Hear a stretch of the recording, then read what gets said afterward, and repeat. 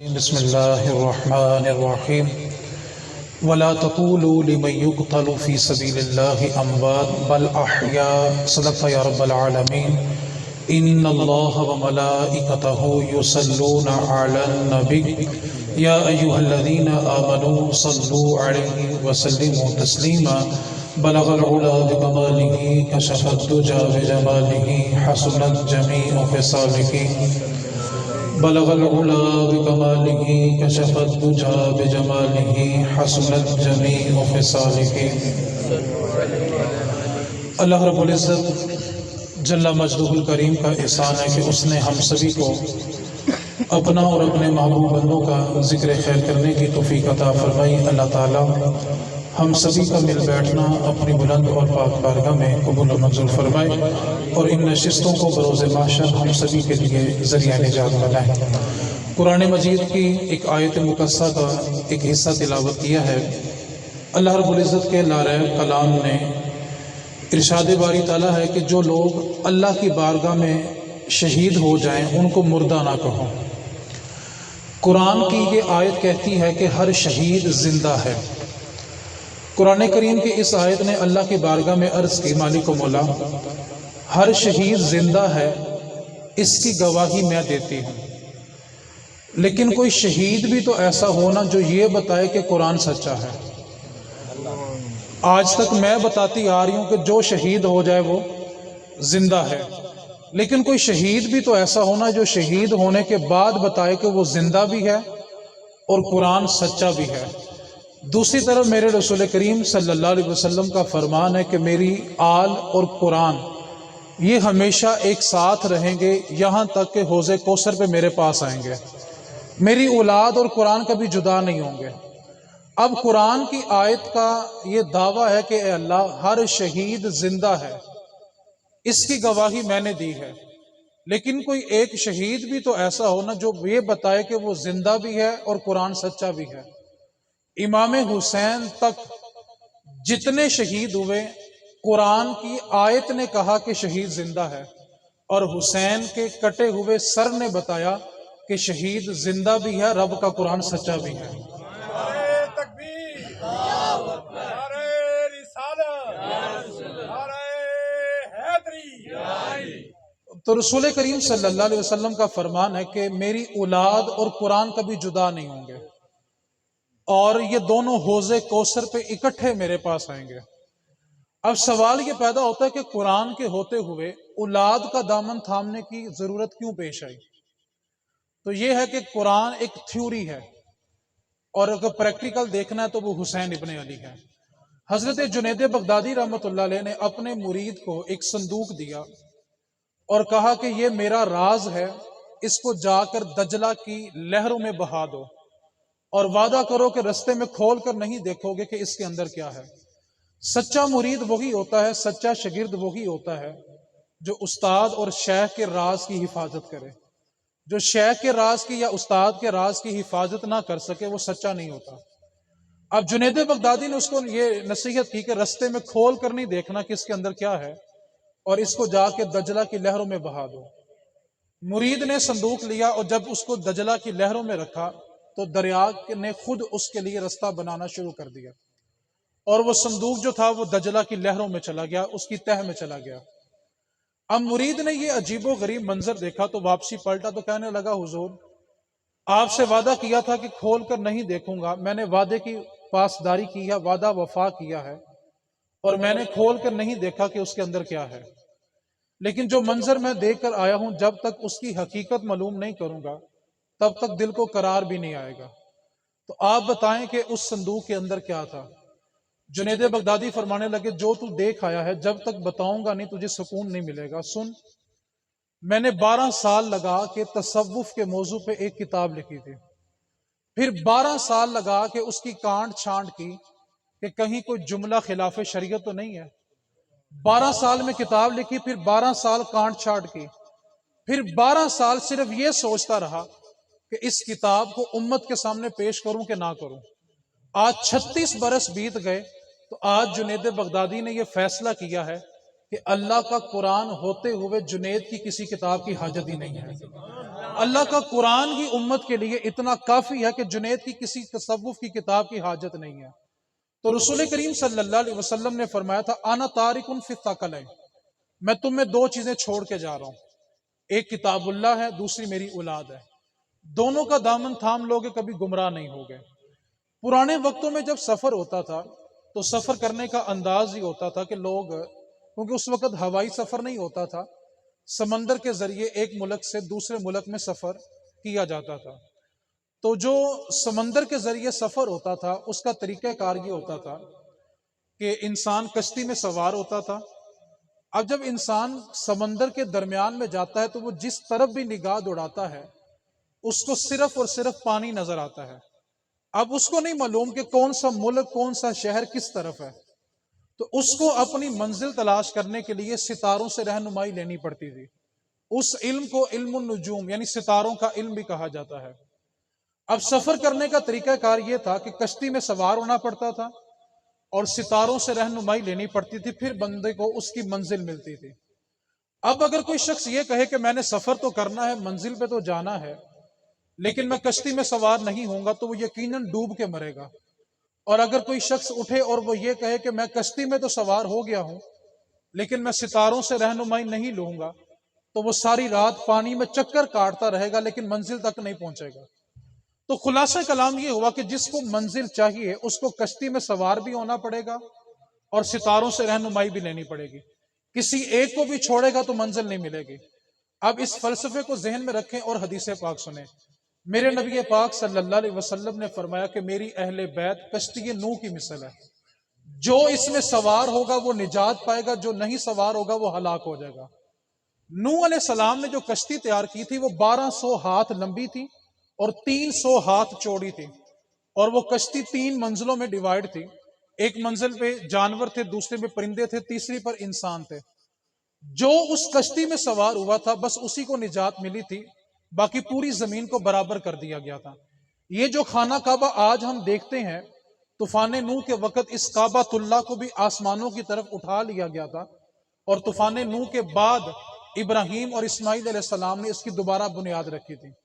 جس وقت طوفان نوح آیا پوری زمین کو برابر کر دیا گیا، اور صرف وہ لوگ اور وہ جانور اور وہ پرندے بچے جو کشتی نوح میں سوار تھے، اس کے سوا سب ہلاک ہو گئے۔ حتیٰ کہ آپ کا سگا بیٹا جب آپ کشتی میں سوار ہو گئے، آپ نے اپنے سگے بیٹے سے کہا کہ میرے ساتھ چل پڑو، نجات مل جائے گی۔ اس نے کہا کہ مجھے آپ کی حاجت نہیں ہے، میں اپنی حفاظت کرنا جانتا ہوں۔ ابھی اس نے یہ جملہ بولا تھا کہ درمیان میں ایک لہر آتی ہے، بیٹا اس طرف رہ جاتا ہے اور نوح علیہ السلام کی کشتی چل پڑتی ہے، سگا بیٹا بھی ہلاک ہو گیا۔ تو جو طوفان نوح کے وقت کشتی نوح میں سوار تھا صرف وہی بچا، اور جو سوار نہیں تھا وہ ہلاک ہو گیا۔ میرے محبوب کائنات صلی اللہ علیہ وسلم نے فرمایا کہ میری اہل بیت کشتی نوح کی مثل ہے، جو اس میں سوار ہوگا وہ نجات پائے گا اور جو نہیں ہوگا وہ ہلاک ہو جائے گا۔ اور دوسری طرف فرمایا میرے صحابہ ستاروں کی مانند ہیں، کسی ایک کی بھی پیروی کرو گے ہدایت پا جاؤ گے۔ اب دیکھیں جس کو منزل چاہیے تھی اس کو کشتی میں سوار بھی ہونا پڑا اور ستاروں سے رہنمائی بھی لینی پڑی۔ اب کوئی ایک طبقہ اٹھے اور وہ یہ کہے کہ ہم صرف کشتی کا دامن تھامیں گے اور ستاروں سے رہنمائی نہیں لیں گے، تو ساری زندگی سمندر میں چکر کاٹتے رہیں گے، کبھی جنت نہیں ملے گی۔ اور اگر دوسرا گروہ اٹھے اور وہ یہ کہے کہ ستاروں سے تو رہنمائی لیں گے، کشتی میں سوار نہیں ہوں گے، تو وہ بھی ڈوب کے مرے گا۔ تو جس کو صراط مستقیم پہ چل کے منزل چاہیے اس کو کشتی میں سوار بھی ہونا پڑے گا اور ستاروں سے رہنمائی بھی لینی پڑے گی، پھر جا کے اس کو صراط مستقیم ملے گا۔ تو خلاصہ یہ نکلا، جس کو جنت چاہیے اس کو اہل بیت کا دامن تھامنا بھی پڑے گا، صحابہ سے رہنمائی لینی بھی پڑے گی۔ کسی ایک کو چھوڑ کر بھی جنت نہیں ملے گی۔ اس کی بیس کم کر کے ڈبلنگ ختم کریں، تو دونوں کا دامن تھامیں گے تو جنت مل جائے گی۔ ایک بات کو یاد رکھیں، بعض اوقات انسان جب پھسلنے پہ آتا ہے تو ایک لمحہ لگتا ہے۔ ایک بات کو اپنے ذہن میں رکھیں، ہم نے صحابہ یا اہل بیت کو تاریخ پڑھ کے نہیں مانا، ہم نے دونوں کو قرآن پڑھ کے مانا ہے۔ یہ تاریخی شخصیات نہیں ہے، یہ قرآنی شخصیات ہیں۔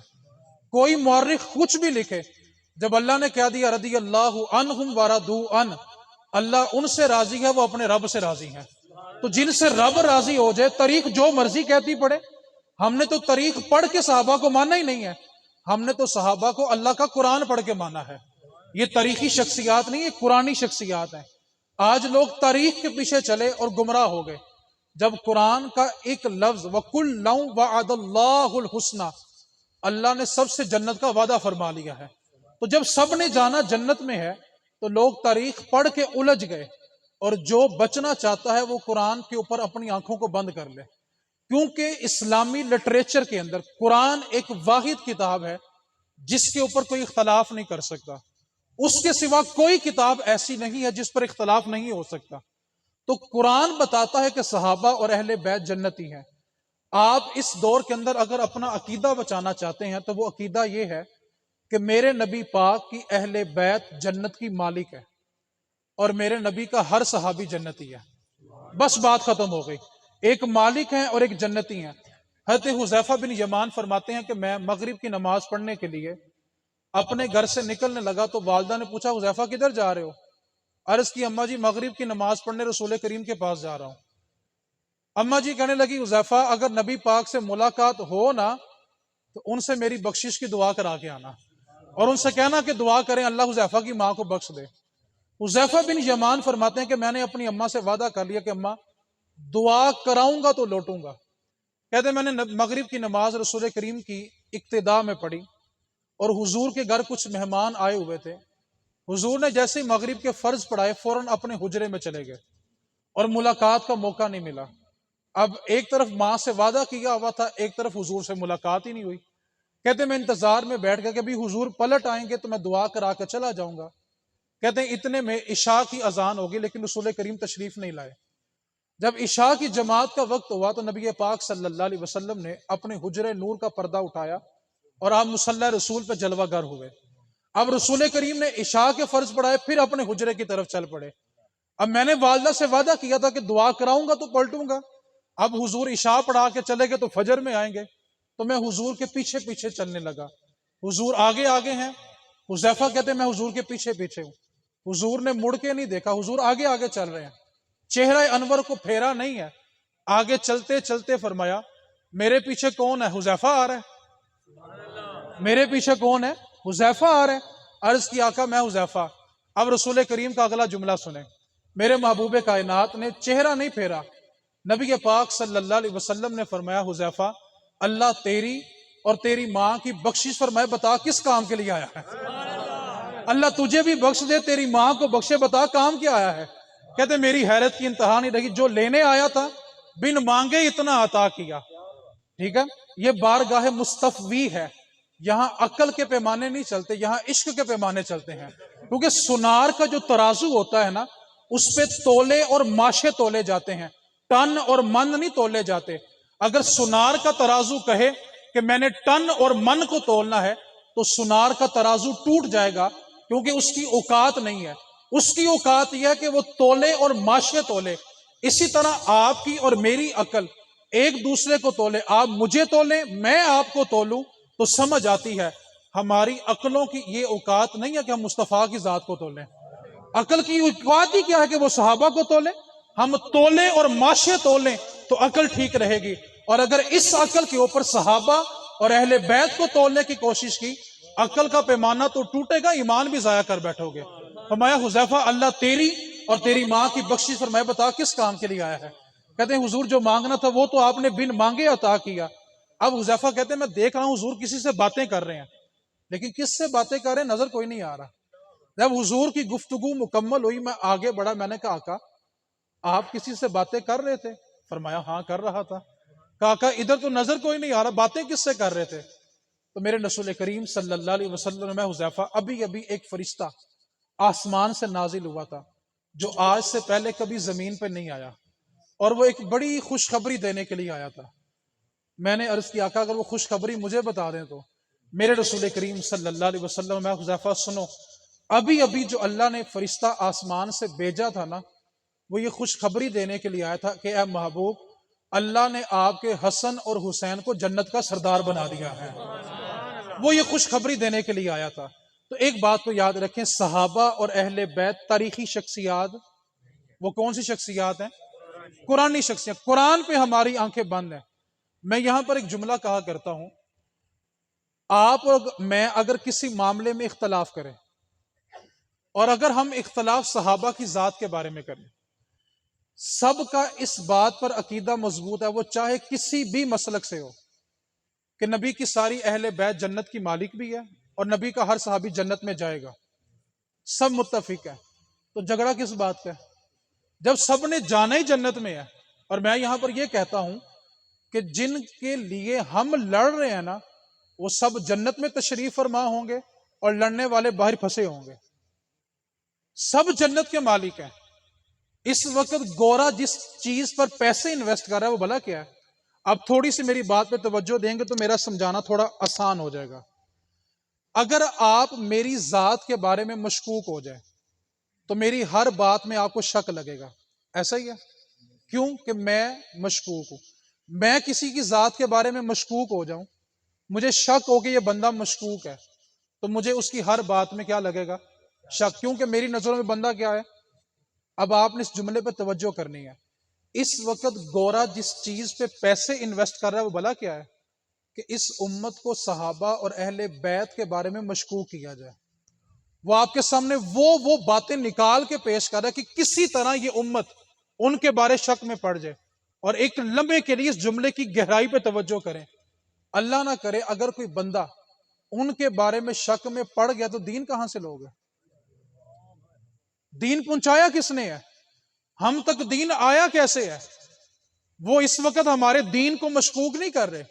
جن شخصیات کے توسل سے ہمارے تک دین پہنچا ہے نا، وہ ان شخصیات کے بارے میں امت میں شک پھیلا رہے ہیں، اور طرح طرح کے اختلافات کبھی جیلمی کی صورت میں سامنے آتے ہیں، کبھی غامدی کی صورت میں سامنے آتے ہیں، کہ کسی طرح اس امت کو مشکوک کیا جائے اور نعوذ باللہ صحابہ کی ذات کو مشکوک کیا جائے۔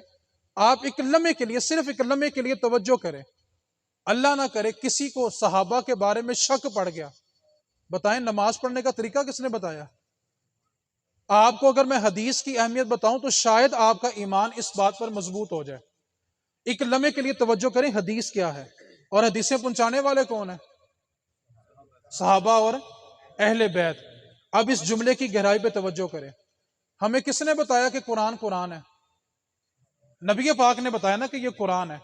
اب حدیث کی اہمیت کیا ہے، توجہ کرنی ہے۔ حدیث بلا کہتے ہیں جو نبی پاک نے کیا، نبی پاک نے کہا، کیا کہتے ہیں اسے؟ حدیث ہے۔ اب جبریل امین حضور پر وحی لے کے آئے، اقرا بسم ربک الذی خلق، یہ جو آیت ہے یہ قرآن ہے۔ کیا آیت ہے؟ اقرا۔ قرآن شروع کہاں سے ہو رہا ہے؟ اقرا بسم ربک الذی، یہ قرآن ہے۔ اب آپ نے اس جملے پہ توجہ کرنی، میں بتانے لگا ہوں حدیث کیا ہے۔ رسول کریم صلی اللہ علیہ وسلم پہ جب وحی نازل ہو گئی، رسول کریم صلی اللہ علیہ وسلم نے صحابہ کو آ کر بتلایا، ہاذل قرآن اقرا بسم ربک الذی خلق، یہ قرآن ہے۔ اب یہ جو لفظ ہے ہاذل قرآن، کیا یہ قرآن کی آیت ہے؟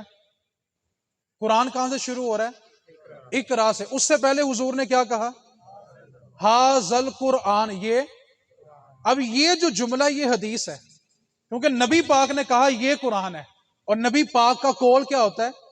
حدیث ہوتی ہے۔ نبی پاک نے فرمایا ہاذل قرآن اقرا بسم ربک الذی خلق، قرآن بعد میں ہے، حدیث کا لفظ پہلے ہے۔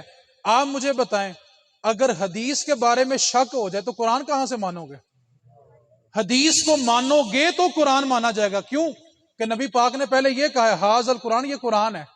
اس بات کو سچا مانو گے تو آگے اللہ کے محبوب نے فرمایا اقرا بسم ربک الذی خلق۔ قرآن کو ماننے کے لیے بھی آپ کو پہلے حدیث کو سچا ماننا پڑے گا، اور اگر اللہ نہ کرے کوئی حدیث کے بارے میں شک میں پڑ گیا تو قرآن کی مضبوطی کہاں سے لوگے؟ آدم علیہ السلام سے لے کے عیسیٰ روح اللہ تک جتنے بھی انبیاء تشریف لائے ہیں، جب انہوں نے اپنی امتوں سے یہ کہا کہ ایک خدا کو مانو، تو امت کا سوال یہ تھا کہ آپ نے خدا کو دیکھا؟ تو سبھی نے ایک جملہ کہا کہ ہمیں جبریل نے بتایا کہ خدا ہے، ہم نے دیکھا نہیں ہے۔ جب بھی کسی امت نے اپنے نبی سے سوال کیا کہ بتاؤ خدا ہے، تو جواباً یہ جملہ ملا کہ ہاں جبریل نے بتایا کہ خدا ہے، اور اس کا پیغام بذریعہ وہی ہم تک آتا ہے۔ سب کو جبریل بتاتے رہے کہ ہاں خدا ہے، اور وہ اپنی امت کو بتاتے رہے. لیکن جب رسول کریم نے فرمایا کہ ایک خدا کو مانو، پوچھا گیا کہ کیا خدا ہے، تو میرے محبوب نے یہ نہیں فرمایا کہ ہاں جبریل نے بتایا کہ خدا ہے، بلکہ میرے محبوب نے یہ فرمایا ہاں خدا ہے، اور میں محمد سر کی آنکھوں سے دیکھ کر آیا ہوں کہ خدا واقعی موجود ہے. تو اگر ہم صحابہ اہل بیت کی شخصیات کے بارے میں شک میں پڑ گئے تو دین کی سلامتی نہیں ہے. اس واسطے سب سے پہلے اپنے آپ کو سوشل میڈیا کے اختلافات سے بچائیں. میں آخری مثال دے کے اپنی گفتگو کو سمیٹنے کی طرف آ رہا ہوں. یہ جو ہمارے سوشل میڈیا کے اختلافات ہیں، اس جملے کو سمجھیں. جو لوگ میڈیا پہ بیٹھتے ہیں وہ اس چیز کو جلدی سمجھیں گے. یورپ کے اندر ایک بندہ شراب پیتا ہے. شراب پینے کے بعد وہ سوشل میڈیا کے اوپر ایک جملہ لکھتا ہے کہ مولا علی افضل ہیں کہ ابو بکر صدیق افضل ہیں. شراب پینے کے بعد جملہ لکھا اور سو گیا. اب پاکستان سے پہلا کمنٹ آتا ہے کہ ابو بکر صدیق افضل ہیں. ایران سے پہلا کمنٹ آیا کہ مولا علی افضل ہے. جس نے سوال پوچھا تھا وہ شراب پی کے، پھر بولیں آپ تو نہیں نا سو رہے، آپ تو بولیں وہ کیا کر رہا تھا، مجھے لگ رہا آپ بھی سو رہے ہیں. شراب پی کے وہ کیا کر رہا تھا، سو گیا. ایران والوں نے کہا کہ مولا علی افضل ہیں، پاکستان والوں نے کہا ابو بکر صدیق افضل ہے. اب اس جملے پہ توجہ کرنی ہے. یہ جو سوشل میڈیا پہ جنگ شروع ہوتی ہے نا، آپ جانتے ہیں کب ختم ہوتی ہے؟ جب تک ایک دوسرے کو کافر نہ کہہ دیں، ایک دوسرے کو بد دین اور بے دین نہ کہہ لیں. اور اس سے حیرت کی بات بلا کیا ہے، جس نے سوال پوچھا تھا وہ سو رہا ہے اور ہم ایک دوسرے کو کافر کہنے میں لگے ہوئے ہیں. اس وقت گورا ہمارا اس طرح استعمال کر رہا ہے کہ اس امت کو آپس میں توڑا جائے، اور ہم بڑے بے باک ہو کے سوشل میڈیا کے اوپر ایک دوسرے کو کافر کہہ رہے ہوتے ہیں. اور میرے بھائی، کس کی شان افضل ہے؟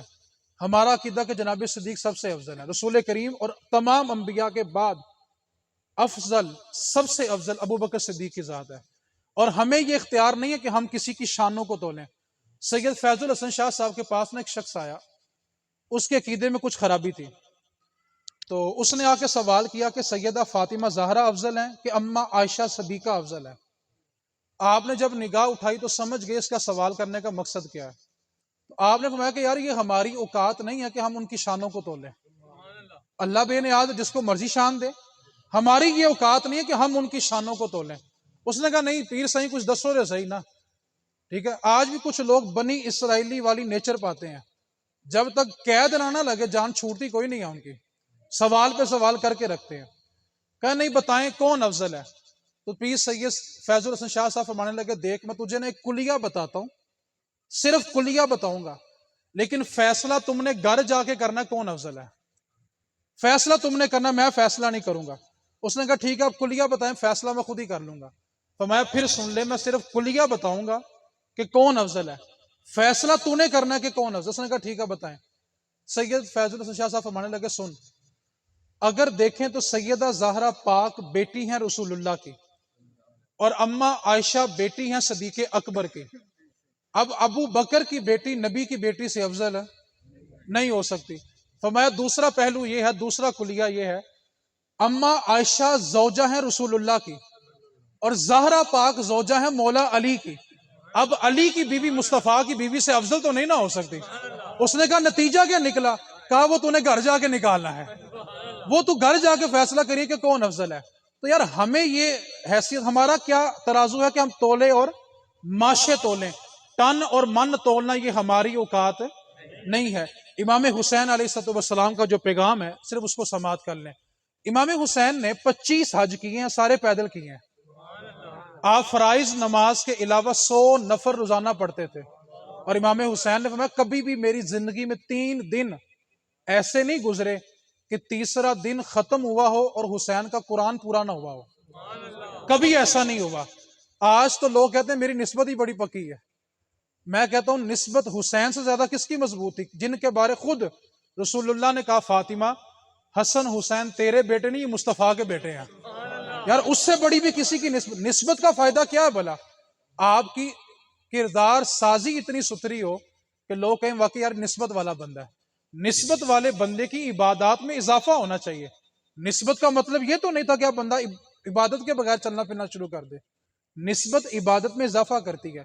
امام حسین علیہ الصلوۃ والسلام کا پیغام سننے صرف میں آخری دو باتیں آپ سے کرنے لگا ہوں۔ سیدہ زہرا پاک سلام اللہ علیہا اپنے دونوں شہزادوں کو لے کے رسول کریم کی بارگاہ میں حاضر ہوئی اور آ کر عرض کی، اے اللہ کے محبوب، اے بابا جان، میرے بیٹوں کو کچھ عطا کرے۔ اور یہ نبی پاک صلی اللہ علیہ وسلم کے ظاہری طور پہ آخری ایام ہے، شدید بخار کا عالم ہے، اور اسی بخار میں رسول کریم کا وصال ہوا۔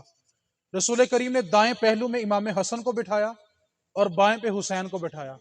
فرمایا، بیٹی فاطمہ، میں اپنی سرداری حسن کو دیتا ہوں اور اپنی شجاعت، بہادری اور سخاوت حسین کو دیتا ہوں، یہ میں نے دونوں کو دے دی۔ اب امام حسن اس امت کے سردار ہیں، اور اگر آپ تھوڑی سی تاریخ کا گہرائی سے مطالعہ کریں نا، اور تاریخ کے ساتھ اگر انصاف کیا جائے، کربلا میں بہت ظلم ہوا، اس کی مثال قیامت تک نہیں آئے گی، اور اس کو لفظوں میں بیان بھی نہیں کیا جا سکتا، لیکن جو ظلم امام حسن پہ ہوا ہے نا، آپ کبھی سوچ بھی نہیں سکتے۔ امام حسن کو جو زہر دیا گیا تھا نا، آپ کا جگر اتنا ٹکڑے ٹکڑے ہو گیا تھا کہ پخانے کے ذریعے باہر بہ گیا تھا۔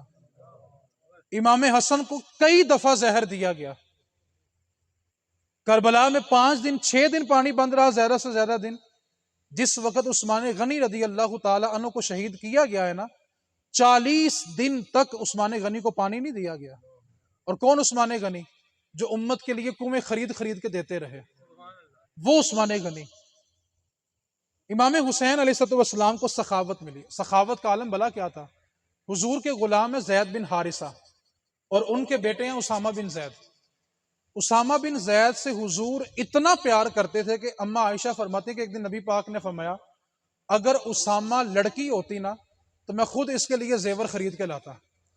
اتنا پیار، غلام کے بیٹے ہیں، اور پیار کا عالم بلا کیا تھا کہ بعض اوقات اسامہ بن زید کے ناک سے ریٹھ بہتی تو میرے رسول کریم بغیر کپڑے کے اپنے دستے مبارک سے اس کو صاف کر لیا کرتے تھے، اس قدر پیار تھا۔ اسامہ بن زید کا آخری وقت ہے، 60,000 دینار کا قرضہ چڑھ گیا، رشتہ داروں سے کہا، دوست احباب سے کہا، کوئی مدد کے لیے تیار نہیں تھا۔ آخری وقت ہے تو کسی نے کہا کہ اب کیا کرنا ہے؟ تو اسامہ بن زید کہنے لگے، جا کر حسین کو بتاؤ کہ اسامہ پہ قرضہ چڑھ گیا۔ نبی پاک نے کہا تھا کہ میری شجاعت، میری بہادری اور میری سخاوت حسین کے لیے ہے۔ امام حسین کو پیغام دیا گیا، آپ خود تشریف لائے۔ آ کر بیٹھے تو اسامہ بن زید کہنے لگے، آپ جانتے نا میں آپ کے نانے کا غلام ہوں، آخری وقت ہے، 60,000 دینار قرضہ چڑھ گیا اور کوئی سبب نہیں بن رہا۔ امام حسین نے کہا کہ آپ رکے، میں آتا ہوں۔ گھر گئے، اپنی چادر میں 60,000 دینار اٹھا کے لائے، غلام کو بھی بیچ سکتے تھے، خود گئے اور لے کر آئے، اور آ کر فرمانے لگے، اسامہ یہ 60,000 دینار کل رات کو ہی آیا تھا، اور میں کل رات سے سوچ رہا تھا کہ مجھے تو حاجت نہیں، رب نے بھیجا کس کے لیے ہے؟ مجھے تو حاجت ہی نہیں تھی، تو اب پتا چلا کہ رب نے تیرا بندوبست کل ہی فرما دیا تھا۔ آپ یہاں پر اس مجلس میں بیٹھے چھوٹے سے چھوٹے بچے سے پوچھیں، امام حسین نے اتنی عظیم قربانی کیوں دی کہ سارا خان وعدہ رسول تپتی ریت پہ قربان کر دیا؟ اتنی عظیم قربانی آخر کیوں دی؟ جس وقت امام حسین شہید ہوئے تھے نا، پوری روئے زمین پہ کہیں بھی نماز پڑھنے کا مسئلہ نہیں تھا، کہیں بھی زکوٰۃ دینے کا مسئلہ نہیں تھا، کہیں بھی حج بیت اللہ کرنے کا مسئلہ نہیں تھا۔ اور اگر آپ تاریخ کو تھوڑا سا گہرائی سے مطالعہ کریں تو آپ کو حیرت ہوگی، میدان کربلا میں ایک طرف یزیدی خیمہ تھا، ایک طرف حسینی خیمہ تھا، اذان دونوں خیموں میں ہوتی تھی، جماعت دونوں خیموں میں ہوتی تھی۔ اور اگر آپ اس سے ایک قدم آگے بڑھیں تو جس شمر نے امام علی مقام کا سر تن سے جدا کیا تھا نا، اس شمر نے 17 حج کیے ہوئے تھے۔ وہ مسجد کا امام تھا، خطیب تھا، جمعے کا خطبہ خود دیتا تھا، اور قرآن کا بہترین قاری تھا۔ اور یزید جس کی دور حکومت میں یہ سب کچھ ہوا، یزید جمعے کا خطبہ خود دیتا تھا، جمعے کا خطیب تھا۔ نماز، روزہ، حج، زکوٰۃ کا مسئلہ نہیں تھا۔ اگر کوئی شخص یہ سمجھتا ہے نا کہ امام حسین نے نماز، روزہ، حج، زکوٰۃ کے لیے قربانی دی، ایسا بالکل نہیں ہے۔ کیوں؟ جنہوں نے امام کو شہید کیا، نمازی تو وہ بھی تھے، زکوٰۃ تو وہ بھی دیتے تھے، شمر نے خود 17 حج کیے ہوئے تھے۔ تو پھر سوال یہ پیدا ہوا کہ جب نماز، روزہ، حج، زکوٰۃ سب کچھ چل رہا تھا تو امام نے اتنی بڑی قربانی دی کہ مصطفیٰ کے مہکتے ہوئے سارے پھول تپتی ریت کے اوپر کربلا کے میدان میں اللہ کی بارگاہ میں پیش کر دیے۔ آخر یہ نوبت کیوں آئی؟ اور اسی تصویر کا دوسرا رخ دیکھیں، جس وقت پاکستان بنایا گیا بر صغیر میں نماز پڑھنے کا مسئلہ نہیں تھا. اگر آج پاکستان کی آبادی 23 کروڑ کے قریب ہے تو اس سے 2 گنا زیادہ آج بھی مسلمان بھارت میں موجود ہیں اور وہاں وہ اللہ کی بارگاہ میں سجدہ کرتے ہیں. مسئلہ نماز روزہ حج زکوٰۃ کا نہیں ہے، نہ مسئلہ کربلا میں نماز کا تھا، نہ مسئلہ پاکستان بناتے وقت نماز کا تھا. پھر سوال یہ پیدا ہوتا ہے کہ جب بر صغیر میں نماز روزہ حج زکوٰۃ کا مسئلہ نہیں تھا، پھر 10 لاکھ مسلمانوں نے پاکستان بنانے کے لیے خون کیوں پیش کیا گیا؟ بنی آدم علیہ السلام سے لے کے قیامت تک جو سب سے بڑی ہجرت ہوئی ہے نا، وہ پاکستان بنانے کے لیے ہوئی ہے. 2 کروڑ مسلمانوں نے اپنا گھر بار چھوڑا ہے. یہ اتنی بڑی ہجرت کبھی انسانی تاریخ میں نہیں ہوئی. پھر سوال یہ پیدا ہوا کہ 10 لاکھ مسلمانوں نے خون دیا، 2 کروڑ مسلمانوں نے ہجرت کی. کربلا کے میدان میں خان وعدہ رسول کو تپتی ریت کے اوپر اللہ کی بارگاہ میں پیش کیا گیا. جب نماز روزہ حج زکوٰۃ یہ سب کچھ چل رہا تھا تو پھر مسئلہ کیا تھا؟ مسئلہ یہ تھا کہ جیسا اسلام آج دبئی کے اندر موجود ہے نا، ویسا اسلام یزید چاہتا تھا، اور ویسا اسلام آج کے کچھ نام نہاد مسلمان بھی چاہتے ہیں. وہ کہتے ہیں نماز پڑھیں گے لیکن فلم ڈرامے نہیں چھڑیں گے، نماز پڑھیں گے تیل مہندی تے نچ گانا نہیں چھڑیں گے. یہی اسلام یزید چاہتا تھا. دبئی کے اندر شیخ زید مسجد ہے، اس مسجد میں داخل ہوں تو دروازے کے اوپر تازہ خشک میوہ جات پڑے ہوتے ہیں، طرح طرح کے مشروبات پڑے ہوتے ہیں. نمازی جب مسجد میں داخل ہوتا ہے تو خشک میوہ جات بھی کھاتا ہے، مشروبات بھی پیتا ہے، سجدہ بھی کرتا ہے. لیکن جب شیخ زید مسجد سے باہر آتا ہے تو سامنے کسینو موجود ہے، کلب موجود ہیں، وہاں ڈانس کے سارے کلب موجود ہیں، اور دبئی کے اندر ایسا اسلام رائج ہے. اور یزید بھی یہی اسلام چاہتا تھا. تو امام حسین نے فرمایا تھا انا احق من اغیرہ، میں سب سے زیادہ حق رکھتا ہوں کیونکہ میری رگوں میں دوڑنے والا خون رسول کریم کا خون ہے، اور میں سب سے زیادہ حق رکھتا ہوں کہ حسین کے ہوتے ہوئے ایسا اسلام نافذ نہیں ہوگا. نماز جاری تھی، روزہ جاری تھا. امام حسین نے جو اتنی بڑی قربانی دی اس کا مقصد صرف ایک تھا کہ نبی پاک کا دین باقی بچ جائے. قربانی دین اسلام کے لیے دی گئی ہے. ہم ایک شعر پڑھتے ہیں، اسلام زندہ ہوتا ہے ہر کربلا کے بعد.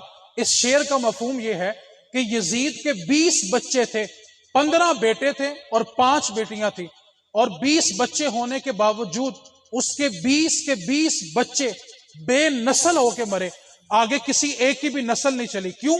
اللہ کا قرآن کریم میں اعلان ہے ان شانی آقا الابتر. جب رسول کریم صلی اللہ علیہ وسلم کے تینوں صاحبزادوں کا وصال ہو گیا تو کافر جو مکے کے تھے وہ کہنے لگے ان کی تو نسل ختم ہو گئی ہے، آگے نسل کیسے چلے گی؟ تو جواب رسول کریم نے نہیں دیا. اللہ نے فرمایا ان شانی آقا الابتر، اے محبوب یہ کہتے ہیں کہ تیری نسل ختم ہو گئی ہے، اے محبوب ان شانی آقا الابتر، جو بھی تیرا دشمن ہوگا بے نسل ہو کے مرے گا. تو حسین کے مقابلے میں یزید جو تھا وہ دراصل حسین کے مقابلے میں نہیں تھا، وہ مصطفیٰ کے مقابلے میں تھا. کیونکہ میرے رسول کریم نے فرمایا تھا حسین مجھ سے ہے اور میں حسین سے ہوں. پیدائش سے لے کر کربلا جانے تک حسین مصطفیٰ سے تھے، اور کربلا سے لے کے قیامت تک مصطفیٰ حسین سے ہیں. تو جو دشمنی یزید نے پالی تھی وہ حسین سے نہیں پالی تھی، وہ مصطفیٰ سے پالی تھی. اور مصطفیٰ کے دشمن کے بارے میں اللہ کا اعلان ہے ان شانی آقا الابتر، اے محبوب تیرا دشمن بے نسل ہو کے مرے گا. یزید کے 20 بچے تھے، اس کا بچا کچھ نہیں، اور جس کا کربلا میں بچا ایک تھا قیامت تک سید چلتے چلے آئیں گے. آج آپ اٹھا کے دیکھیں برے صغیر کے اندر 2 ہستیوں نے اسلام پھیلایا ہے. ایک کو خواجہ معین الدین چشتی کہتے ہیں، دوسرے کو داتا علی حجویری کہتے ہیں. پاکستان میں جتنے ولی ہیں وہ چمکتے ہوئے تارے ہیں، اور پاکستان کا چاند داتا علی حجویری ہے. پاکستان میں جو بھی چمکے گا وہ داتا علی حجویری جو چاند ہے نا اس سے نور لے کے چمکے گا. آج برے صغیر میں آپ اور میں مسلمان ہوئے تو 2 شخصیات کا احسان ہے، ایک خواجہ معین الدین چشتی، دوسرے داتا علی حجویری. آپ نے یہ شعر پڑھا کہ اسلام زندہ ہوتا ہے ہر کربلا کے بعد.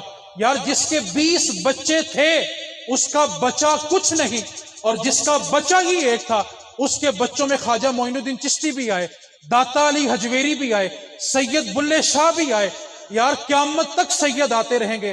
اور میرے رسول کریم کا فرمان ہے قیامت والے دن میدان محشر میں کسی کا نسب باقی نہیں رہے گا.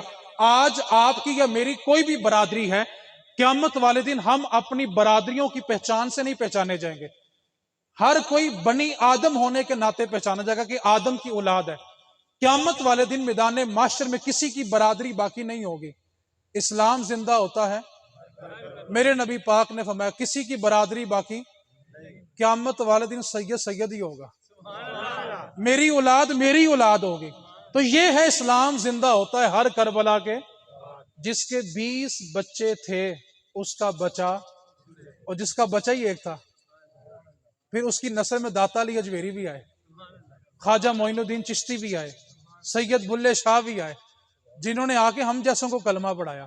تو یہ ہے اس شعر کا مطلب، اسلام زندہ ہوتا ہے. تو امام حسین نے قربانی کس لیے دی تھی؟ پھر بولیں، دین بچانے کے لیے. آپ اس قربانی کا منظر ایک لمحے کے لیے اپنے ذہن میں لائیں. بیٹا باپ کا جنازہ اٹھا لیتا ہے، باپ سے بیٹوں کے جنازے نہیں اٹھائے جاتے. امام حسین نے سارے بچوں کے اٹھائے ہیں. کس کی خاطر؟ دین کی خاطر، دین بچانے کی خاطر. سوال صرف اتنا، گفتگو مکمل ہو گئی. جس دین کی خاطر امام نے اتنی بڑی قربانی دی تھی، کیا وہ دین ہمارے گھروں میں باقی ہے؟ کیا وہ اسلام ہمارے گھروں میں ہے؟ ہم میں سے ہر شخص بھلا کیا چاہتا ہے؟ پورے ملک میں اسلام نافذ ہونا چاہیے، لیکن ہمارے اختیار میں نہیں ہے کہ ہم اسلام نافذ کریں. لیکن خواہش ہے کہ ہونا چاہیے، لیکن طاقت اختیار. لیکن میرا سوال ہے کہ جس 4 دیواری میں آپ اور میں رہتے ہیں، اس 4 دیواری پہ ہمارا اختیار ہے؟ جو بچے ہمارے زیر کفالت پلتے ہیں ان پر ہمارا اختیار ہے؟ کیا ہمارا اپنی ذات پر اختیار ہے؟ تو یار جس پر ہمارا اختیار ہے ہم اس پر اسلام نافذ کیوں نہیں کرتے؟ خواہش یہ کہ پورے ملک میں اسلام ہو، اور عمل یہ ہے کہ اپنی ذات پہ بھی نہیں کرتے. ایک بندہ 5 وقت کا نمازی ہے، قرآن کی تلاوت بھی کرتا ہے، تہجد بھی پڑھتا ہے، اور اگر اسی کے گھر میں تیل مہندی پہ ناچ گانا ہو رہا ہے نا، تو میں ایک درد کے ساتھ جملہ کہنے لگا ہوں، پھر سبیل لگانے کی کوئی حاجت نہیں ہے. امام نے اتنی بڑی قربانی 2 دیگوں کے لیے دی تھی، شربت کی سبیلوں کے لیے دی تھی. خدا کے واسطے امام کی قربانی کو اتنا چھوٹا نہ سمجھو یار. رسول اللہ کے مہکتے ہوئے پھول قربان کیے دین کی بقا کے لیے. اور اگر وہی دین ہمارے گھروں میں ہماری ذاتوں پہ موجود نہیں ہے نا، تو ہمیں سوچنا پڑے گا کہ ہم کس سے وفا کر رہے ہیں اور کس سے غداری کر رہے ہیں. خدا کے واسطے کربلا والوں سے اتنی غداری نہ کریں. آپ چاہتے ہیں کہ آپ ان سے وفادار ہوں، تو اس کا سبق یہ کہ اپنے گھروں میں دین کو نافذ کریں، اپنی ذات پر دین کو نافذ کریں. بایزید بستامی رحمۃ اللہ علیہ کے پاس ایک مرید آیا، کہنے لگا حضور میں فلاں شہر میں تبلیغ کے لیے جا رہا ہوں، تو کوئی نصیحت کرے. تو بایزید بستامی فرمانے لگے بیٹا کوشش کرنا تمہیں تبلیغ کرنے کے لیے زبان کا استعمال نہ کرنا پڑے، زبان نہ کھولنی پڑے. تمہارا کردار بتایا کہ تم محمد عربی کے غلام بن کے آئے ہو. تو دین کو اپنے گھروں میں نافذ کریں. آخری پیغام اور گفتگو مکمل ہوگی. پیغام یہ ہے کربلا کا، آپ کا زندگی میں کبھی کسی سے جھگڑا ہو جائے، اللہ نہ کرے، لیکن اگر ہو جائے اور آپ کے سامنے جو آپ کا مد مقابل ہے، اگر وہ سید ہو اور آپ حق پر ہوں، آپ ہی حق پر ہوں، یہ سوچ کر اپنا جھگڑا چھوڑ دینا کہ اس کی رگوں میں دوڑنے والا خون میرے رسول کریم کا خون ہے. سید آ جائے تو جھگڑا چھوڑ دو. کیوں؟ اس کی رگوں میں جو دوڑنے والا خون ہے وہ کس کا خون ہے؟ نبی پاک صلی اللہ علیہ وسلم کی اولاد میں سے ایک بیٹی ابن جوزی نے لکھا ہے، بیوہ ہو گئی، شوہر کا سایہ اٹھ گیا، عراق کا علاقہ ہے. کسی نے کہا کہ اس علاقے میں 2 بندے بڑی سخی ہیں، ایک مسلمان ہے ایک مجوسی ہے، جا کر ان سے چھت کا مطالبہ کرو، جوان بیٹیاں تمہارے ساتھ ہیں، جا کر ان سے چھت مانگ لو، بڑے سخی ہیں تمہیں چھت دے دیں گے. رسول کریم کی اولاد میں سے وہ بیٹی پہلے مسلمان کے دروازے پہ گئی، اس کو یقین تھا کہ نبی پاک کا غلام ہے، نبی پاک کا کلمہ پڑھنے والا، پہلے اس سے بات کرتی ہوں. جا کر دستک دی، اس نے کہا کہ میں رسول کریم کی بیٹی لگتی ہوں، سید زادی ہوں، شوہر کا سایہ اٹھ گیا ہے، جوان بیٹیاں ساتھ ہیں، چھت نہیں ہے، اگر چھت دے دو تو بڑی مہربانی ہوگی.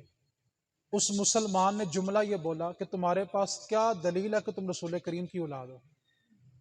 اس بیٹی نے کہا میں شجرہ تو ساتھ لے کے نہیں گھوم رہی، لیکن یقین کر لو کہ میں نبی پاک کی اولاد ہوں۔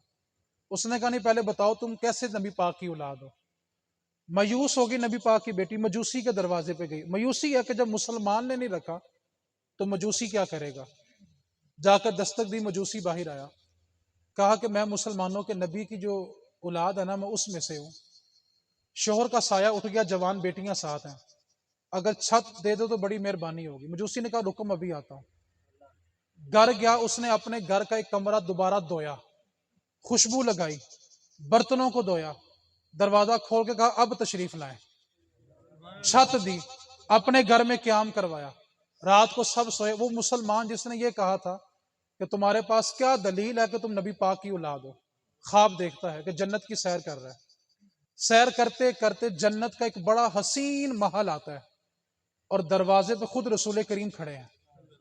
آگے بڑا کہنے لگا آقا یہ محل مجھے دے دیں۔ میرے نبی پاک نے فرمایا کہ نہیں، یہ محل ایک مسلمان کا ہے۔ عرض کرنے لگا آقا میں بھی تو مسلمان ہوں۔ میرے رسول کریم نے فرمایا تیرے پاس کیا دلیل ہے کہ تو مسلمان ہے؟ بتا تیرے پاس کیا دلیل ہے کہ تو مسلمان ہے؟ آنکھ کھلی، در بدر کی ٹھوکریں کھائے، مہمانوں کو ڈھونڈے کہ نبی پاک کی اولاد کہاں چلے گی۔ ایک شخص نے بتایا کہ وہ مجوسی کے گھر میں ٹھہرے ہوئے ہیں۔ دستک دی، مجوسی کو 300 دینار دیے کہ وہ مہمان میرے نبی کی اولاد میں سے مجھے دے دے۔ مجوسی کہنے لگا تیرے نبی نہیں، میرے نبی کی اولاد ہے۔ کہا وہ کیسے؟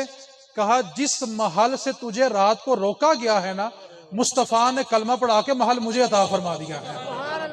تو اس واسطے آپ کے مقابلے میں اگر سید آ جائے تو صرف یہ سوچ کے چھوڑ دینا کہ اس کی رگوں میں دوڑنے والا خون رسول کریم کا خون ہے۔